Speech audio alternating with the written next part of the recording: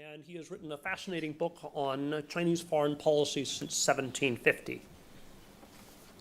With that, I'd like to introduce our speaker today. The identification of her on the flyer is actually already out of date. It's now been confirmed, and she is the new director of the new Robbins Center for Global Business and Strategy that has just been set up at West Virginia University. And she's just left a week ago Massey University in New Zealand, which is what we had on the flyer. So she's now back in the United States. She has co-written a book on one of the most important subjects for a lot of businesses right now, foreign businesses in China, which is, and also for businesses overseas that are competing with Chinese exports, which is global, the Chinese state sector subsidies. She has done the book with her husband and co-author, George Haley, who is here from New Haven today, so we're very lucky to have him as well to answer questions, and they'll both be answering questions after Usha gives the initial remarks. With that, here you go.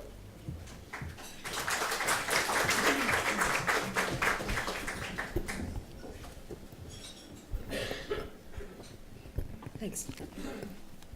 Thank you, Keith, and thanks everyone for coming and for inviting me.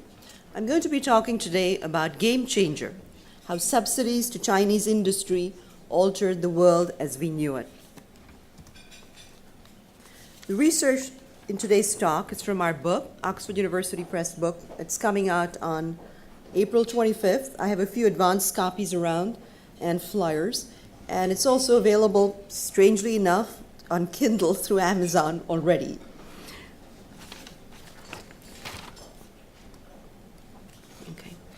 About 5 years ago, we started asking, how did China move in a few years from net importer to largest manufacturer and largest exporter in capital-intensive industries for which it enjoyed no comparative advantage just a few years prior? Why were so many industrialized countries becoming primarily exporters of scrap and commodities to China? And what were the effects on business strategy and national competitive advantage? Now, a couple of years ago, Keith Bradsher had interviewed the head of Evergreen Solar, and the CEO there said that he'd invested in China because of the hidden advantages, and he saw these hidden advantages as being one of capital, easy access to capital, he said. And that rang a bell with us, because the subsidies that we're going to be talking about is really about that hidden advantage of operating in China. Theories of subsidies have mostly existed in economics, and economists have generally portrayed manufacturing subsidies as distortive. They redistribute and reallocate resources according to non-market criteria that result in inefficient allocations of those same resources. Except in a few instances, such as infant industries, most economists assume that subsidies hurt the country that is subsidizing. So, for example, if China is offering and selling cheap subsidized products, it hurts China but benefits consumers around the world. But the Chinese situation is somewhat different. Chinese policy owes its historical precedence not to free market metaphors and free trade metaphors, but to Confucian metaphors, where individual utility subsumes in harmony to administrative utility. In China, and for the Chinese state capitalist regime, subsidies are conceptions of control. There are important ways in which Chinese governments and businesses stabilize and provide meaning to markets. It's these processes that are important. The flows of subsidies reflect interactions and struggles between critical Chinese actors. They could be the provinces, they could be different factions, and they could include SOEs.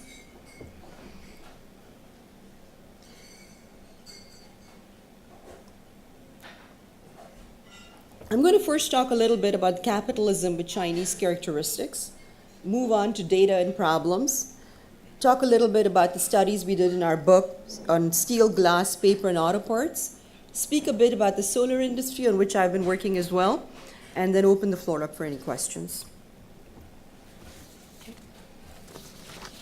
State capitalism refers to a situation in which states play significant or visible roles in markets. And there are at least two dimensions to state capitalism.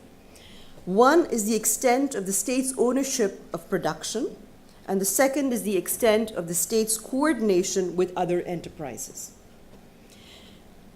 China uniquely synchronizes party, government, military, and the economy. The state freely creates enterprises. It holds a majority of shareholdings. It controls critical personnel and makes decisions about the mobility of those personnel. It supplies capital to SOEs, and the SOEs' elites owe their allegiance not to their shareholders, but to the government. Control of capital is very important in state capitalism in China, and the Chinese central and provincial governments direct all major financial institutions. The State Council's vice premier manages all the major banks. But it's not just the control of capital, but it's the flows of capital that are important. And these flows are extremely poorly understood because there are very few industry studies about these flows. And then the complexity and the opacity of Chinese borrowing also complicates issues. China is also not a unified entity. It's composed, it's multi-organizational. There are several factions, there are several organizational sets. Sometimes their interests coalesce, and sometimes their interests do not. They're in conflict. And this becomes apparent when you're looking at things like budgetary processes.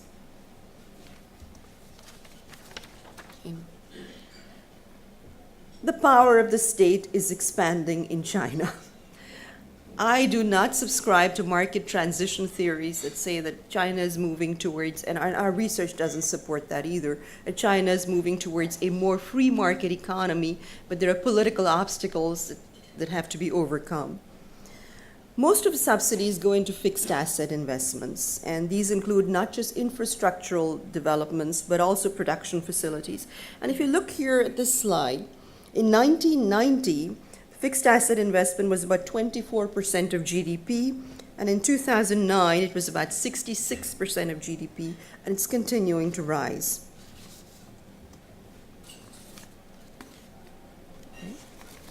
Here is the ratio of private to government consumption in China.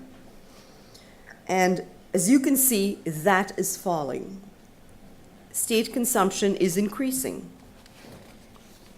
In our studies, we looked at subsidies to steel, glass, paper, auto parts, and solar. We looked at the flows of capital in that industry. In all these capital-intensive manufacturing industries, labor was between 2 and 7% of the costs. These were fragmented industries, not just because they existed, not just geographically fragmented, because every province wanted, or so it seemed, one of these industries, but also because the great bulk, I think about 80% of the companies in these industries were small. So they had no economies of scale and no economies of scope. They also had no technological advantage.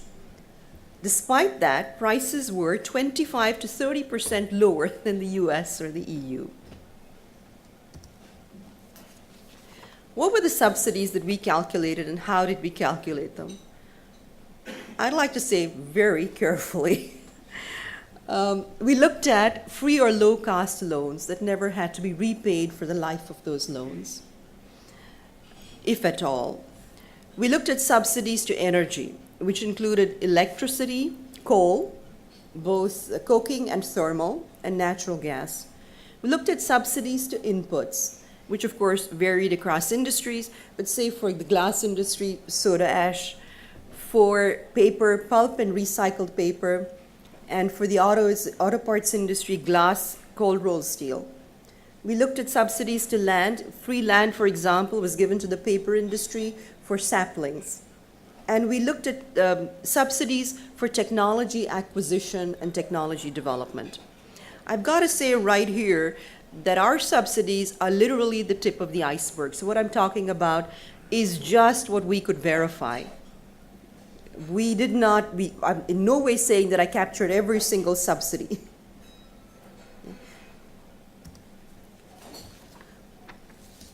Our data have several problems. First among them, the same problem hits China as hits any other emerging market. There are institutional limitations to the data. There are infrastructural problems that impede us from gathering the kind of data that we wanted. Lack of rigorous surveys to explore the issues. Opaque and contradictory accounting data on variables such as related party transactions.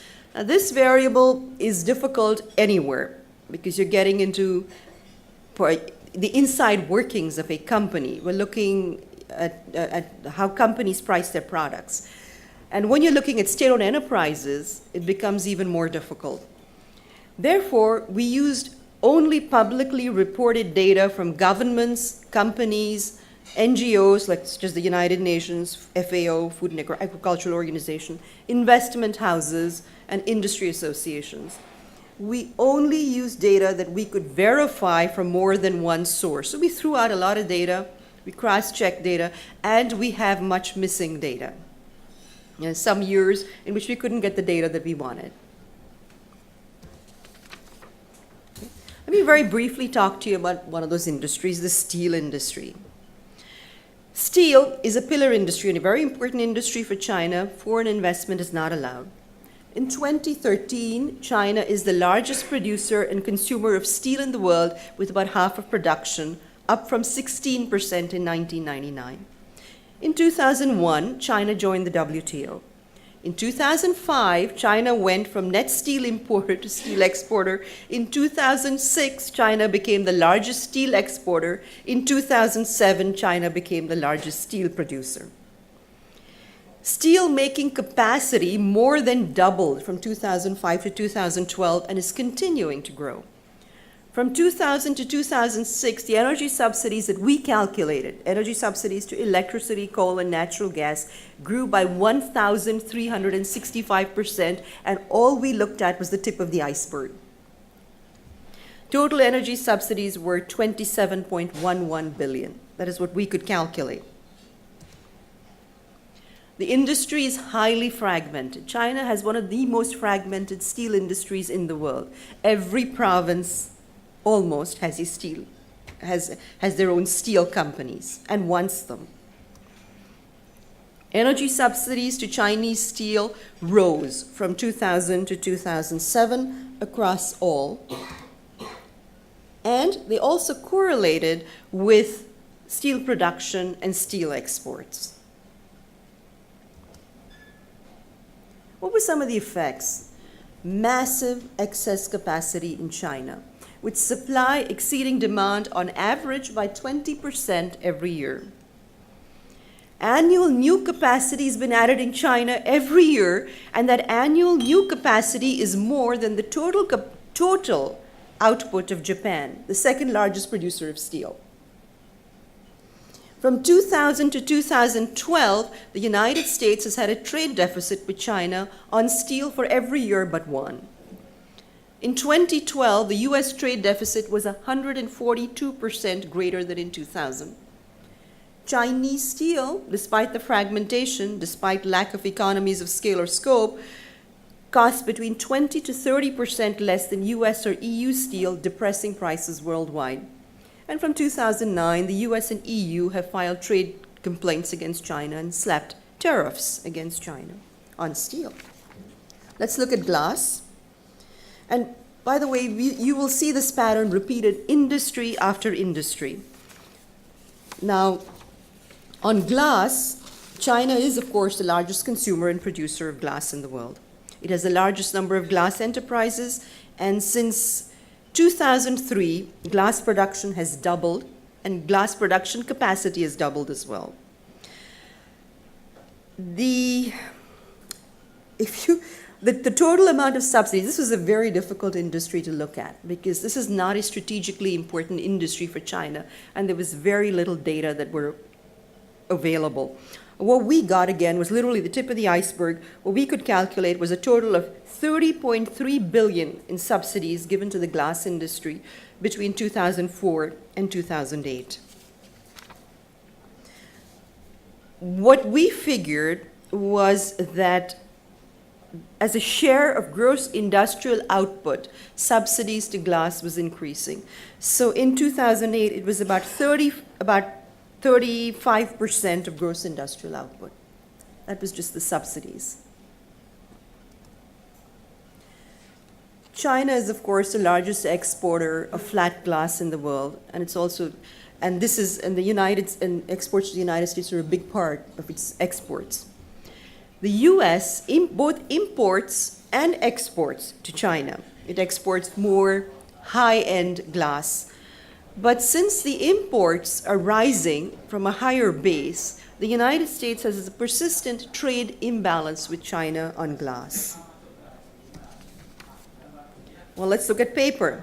Again, in 2008, China overtook the United States to become the largest producer of paper in the world. As I said, this pattern is repeated industry after industry. In 2009, it produced 17% of world paper. Now, the Chinese invented paper, but they have no comparative advantage in paper. China's forest base is among the smallest per capita. And so it imports pulp and it imports recycled paper, which make up about 35% of the costs of producing paper. The rest is energy, which China has a shortage of. And labor is less than 4% of the costs. Despite that, Chinese paper has been selling at about a third less than US and European paper. And the subsidies that we could calculate from 2002 to 2009 were about 33.1 billion. Again, fixed asset investment in Chinese paper has been rising. On average, about 26% of additional capacity has been added every year since 2004. And again, US trade with China on paper has been increasing both on exports and imports, but since the imports are increasing from a higher base, the United States has a persistent trade deficit with China on paper. Well, let's look at the auto parts industry, and this is a different story. Here's a story of success, actually. Autos is a pillar industry for the center and 24 provinces in China. And auto parts make up over 70% of the cost of an auto. China is one of the largest auto parts producers, with exports to the United States 1/3 of its production. And Chinese subsidies and policy in auto parts is focused on the acquisition and development of new energy and green technologies. The industry, again, is highly fragmented, with 10,000 registered and 15,000 unregistered manufacturers, so it enjoys no economies of scale or scope. From 2001 to 2011, we calculated that the industry received $28 billion in subsidies, with another $11 billion earmarked over the next decade for restructuring and technology development. I've got to say here that China's official stance is that it does not subsidize any industry. Here is the growth of China's auto parts industry. It's grown about 150% since 2003. On auto parts, China has a deficit in as regards trade with every major automobile manufacturing country, with the United States being a notable exception. The United States has had a persistent deficit with China, and this is not just because of China, but also because of Detroit and the way that the US auto manufacturers have structured their manufacturing to include Chinese supply chains, so that they manufacture in China and then export back to the United States. Again, you have this huge gap, trade deficit with China, which has been widening. Chinese auto parts subsidies that we could calculate between 2000 to 2011 were about $28 billion, as I said, with another $11 billion for restructuring and for technology and industrial restructuring over the next decade. Some of the effects? Well, in auto parts, fixed investment has been rising, but the output value has been rising even faster. And the Chinese have been successful in moving the auto parts industry into more higher value-added production. There are a few Chinese companies that are world-class in auto parts. But there have been all sorts of conflicts. Chief among them, technology transfer issues, with companies stating that they've had to give over their technology in tandem with China's policy of indigenous innovation, just in order to access markets. There have been trade issues with the United States that have been taken up with the WTO, also trade issues as regards branding, because US companies have said that, especially as regards new energy vehicles, entering markets has become really difficult, and they've had to co-brand with the provincial company generally. And also on new energy vehicles more so. There have been also many provincial disputes because, as I said, there is the interests of the provinces and the centers don't always coalesce perfectly, nor do they coalesce with each other. So the provinces have supported, through their subsidies, both production and consumption subsidies, their own manufacturers at the expense of other provinces. Let me quickly go into something that I've been looking at, which is solar PV cell and module production. And now this is an industry in which, in a blink of an eye, China changed. I mean, it literally happened overnight. 5 years ago, China did not have a solar PV industry. Today, China makes up, and these are graphs that I did last year. Today, China makes up 80% of solar production, and prices have fallen 75% since 2004. There has been a tenfold expansion of solar capacity from 2008 to 2012. Okay. Why does this matter? It matters because it affects technology and technology development, and this is over and above any sort of trade dispute. And here's a simple graph that talks about US diversity versus Chinese manufacturing scale.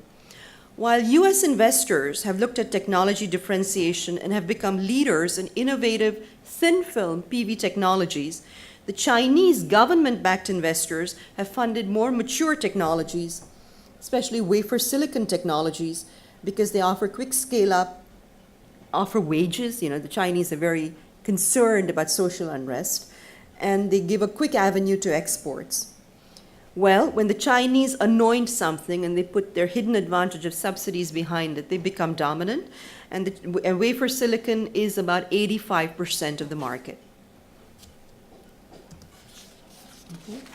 But what is China's comparative cost advantage versus the US? Well, on a level playing field, it is less than 4%. But when you start kicking in the subsidies, and when you start looking at the economies that accrue to supply chains, a different story emerges. And we're talking about an 18 to 20% cost advantage for China. Again, let's go back to that level playing field and about a 2 to 4% cost advantage. If you factor in shipping costs, China actually has a 5% cost disadvantage. When we started looking at companies, when we started looking at companies and we looked at debt and net cash balances, we found out that these companies were in debt. As a matter of fact, last year we knew that the top 5 Chinese companies without subsidies would be bankrupt, and that includes Suntec. But there was steady expansion, of course, of these companies, tenfold expansion since 2008. Supply-demand imbalance, we knew that existed. Last year, we predicted that supply exceeded demand by about 42%, and those data are old. The current figures are that estimated global demand is 30 gigawatts, Chinese production is 59 gigawatts, so the supply-demand imbalance is 100%. Installed capacity of solar PV, really low in China. Again, these figures are low, but you can see the little sliver there, the little blue sliver, that is China, the largest producer of solar PV, 2008. However, knowing that it had to sop up all this excess capacity, excess production, it started funding projects such as Golden Sun, and it went from 7th in 2010 to 3rd in 2012, but I just heard that they're going to be cutting back on their subsidies for Golden Sun and other investment because they say that the central government says that the price of solar panels.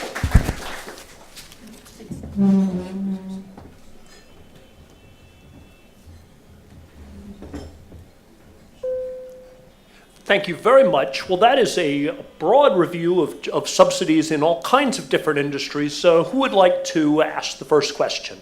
Why don't I start with Edith and then Robin and Kevin. Hi, sorry, I have a cold, my voice is off. Edith Terry. It would be very helpful if you could unpeel your methodology. For example, particularly your numbers have to include primarily indirect subsidies. I'm sorry? Your numbers need to be based primarily on indirect subsidies because of their scale. How do you, for example, translate directed credit or a soft developmental loans into your calculation of subsidy? That's a very good question. There are a lot of indirect subsidies, especially to electricity and energy, because those subsidies went to the entire, electricity subsidies went to all industries. So we looked at output, and then we looked at energy consumption, et cetera. But for electricity, George, you want to talk about how we did that? We looked at coal price increase subsidies that were announced. Electricity subsidies are very difficult to calculate. And we also looked at, central government had put out a circular saying that certain provinces were subsidizing their industry. You see, the central government does not always want a proliferation of small companies because it reduces China in that industry to becoming a price taker. I believe, I mean, there are people in the government that don't completely agree with me on that, but I do believe that it is in the interest of the center to have a consolidated industry, because then it can move up the higher value added chain, and it can set prices more than it is. It will develop brand names, etc. But the Chinese, there are a lot of indirect industries, indirect subsidies, and you're quite right on that. Loans, we looked at loans. We didn't look at just developmental loans to an entire province. We looked at actual loans to companies. And as I said, they're the tip of the iceberg. One other thing that we looked at is say for electricity, in production of a unit of goods, you have a certain amount of electricity that's used, that has to be used for each unit produced. And so you take the production of goods and figure out the amount of electricity that needed to be used and then translate that to the subsidies.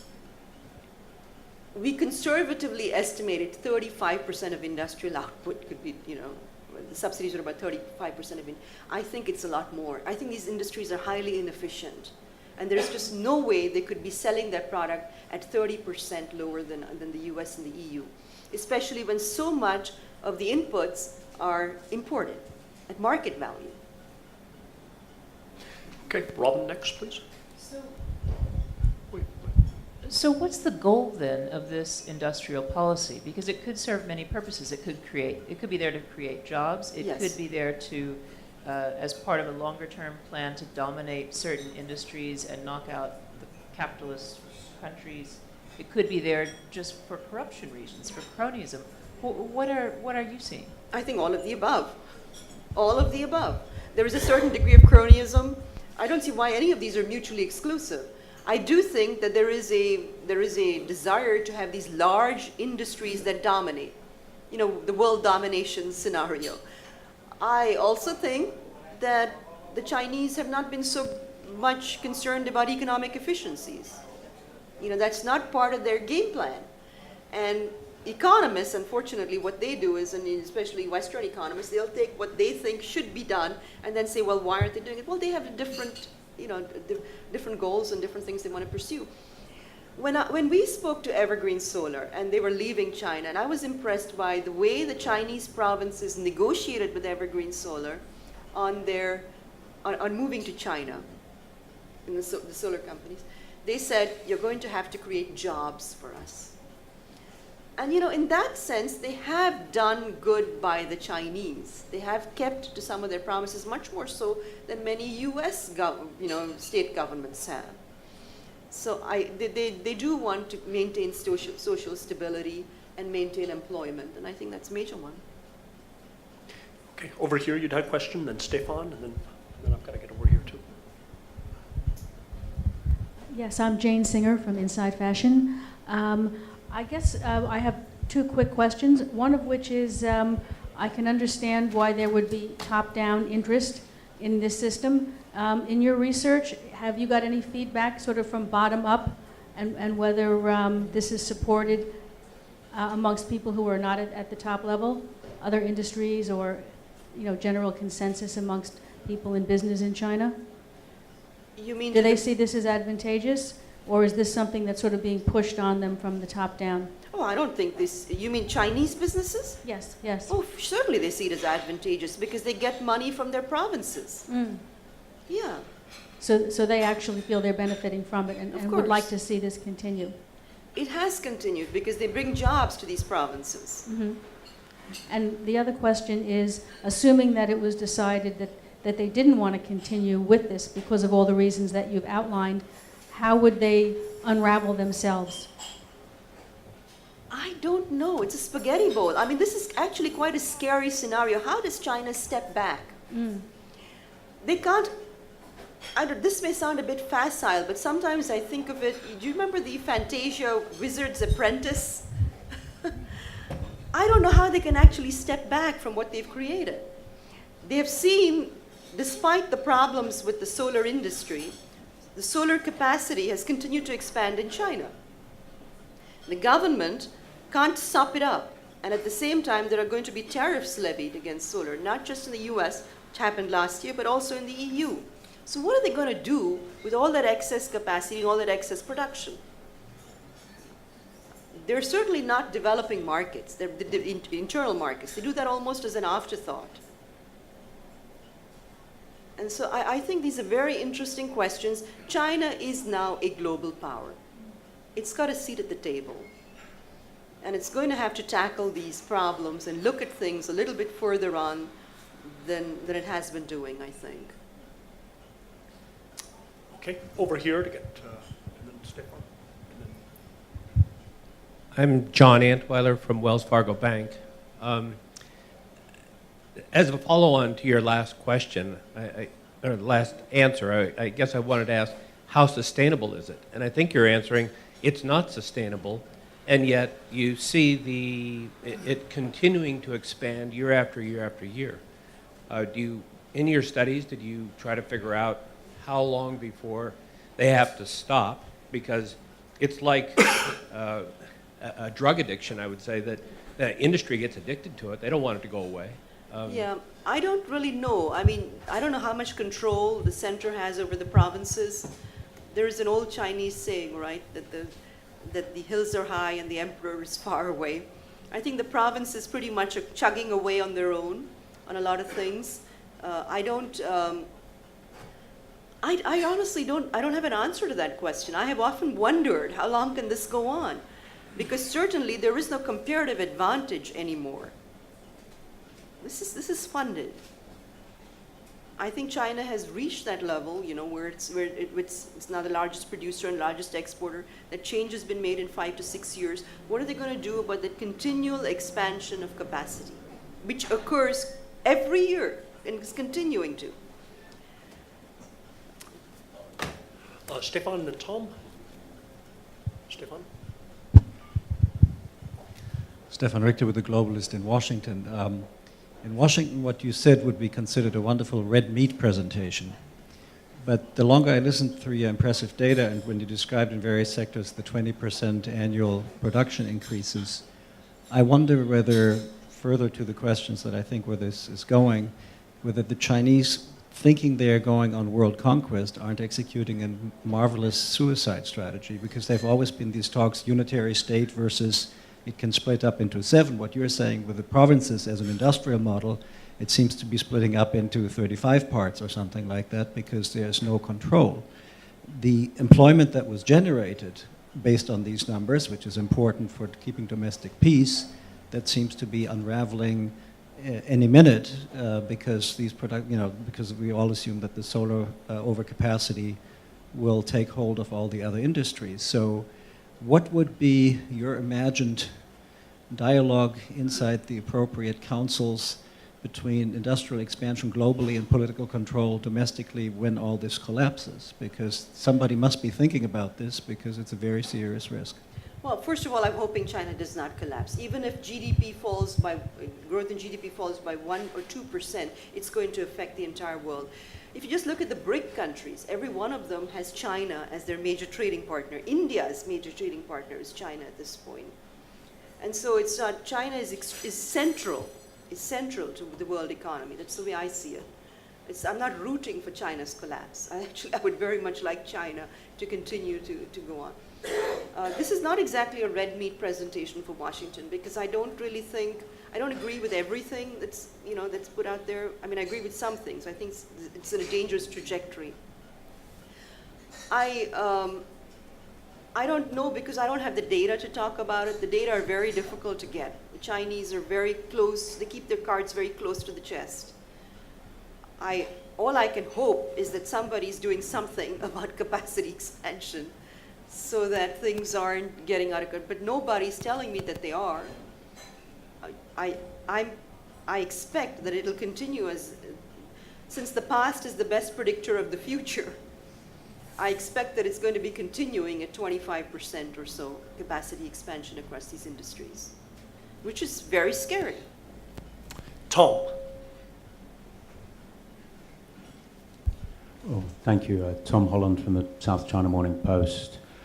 Not everyone in Beijing is a fan of subsidies. There is at least a small faction that the central government that insists that state-owned enterprises will no longer get unlimited access to cheap capital, that they will no longer benefit from huge energy subsidies. I'm curious, do you get any impression that this anti-subsidy faction is making any headway, or is this just talk? No, I don't see any headway. Not from where I sit, anyways. Do you, George? I don't think so. I think it would be very difficult for them to make headway, because if you were to cut the subsidies right now and they lost all those exports, your capacity utilization would plummet, which is the greatest indicator of profits. And if capacity utilization plummets, they have to let go a lot of people. And the Chinese government, the only real thing they fear is the Chinese people. Okay, and with that, well, we're going to have people come up and talk afterwards. Joel has had his hand up the longest. We've got one last question, but I think both of you can stay. I can see Robin has a hand up. We've got another hand up here. Sure. Joel, please, one quick question, one sentence. Okay, no foreign investment in steel, no foreign control investment in the airlines. Most of the industries you're referring to are SOEs, yes?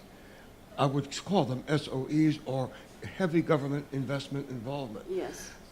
So the private sector in China and the SOE sector. We've heard year after year about the possibility of reform in the Rust Bowl section and all that.